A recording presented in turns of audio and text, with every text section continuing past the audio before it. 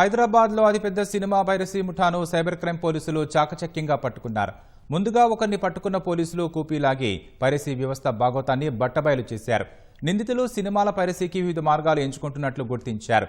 దీనికోసం ప్రత్యేకంగా ఏజెంట్లను ఏర్పాటు చేసి మరీ పైరసీ చేస్తున్నట్లు తెలిపారు.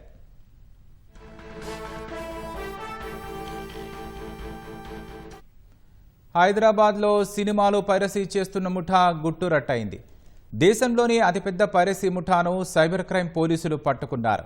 పైరసీ ముఠాకు చెందిన 6గురిని అరెస్టు చేశారు. తెలుగు సహా పలు భాషల సినిమాలను ఈ ముఠా పైరసీ చేసినట్లు గుర్తించారు. వీరి పైరసీ వల్ల సినిమా ఇండస్ట్రీకి దాదాపు 22,000 కోట్ల రూపాయల నష్టం జరిగినట్లు అంచనా వేశారు. #సింగిల్ సినిమా పైరసీపై గతంలో పోలీసులకు ఫిర్యాదు అందడంతో విషయం వెలుగులోకి వచ్చిందని చెప్పుకోవచ్చు. ఈ విషయంలో జూలై 3న వనస్థలిపురానికి చెందిన కిరణ్ను పోలీసులు అరెస్టు చేశారు.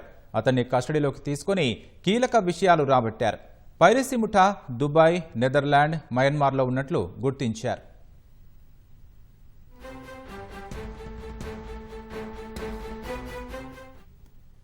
ఈటీవీ విన్ కంటెంట్ను హర్షవర్ధన్ అనే నిందితుడు పైరసీ చేసి అమ్ముకున్నట్లు గుర్తించిన పోలీసులు అతన్ని అరెస్టు చేశారు. రికార్డు చేసిన ఓటీటీ కంటెంట్లను ఐబొమ్మ సహా ఇతర వెబ్సైట్లకు, ప్లాట్ఫామ్లకు పైరసీ ముఠా విక్రయించిందన్నారు.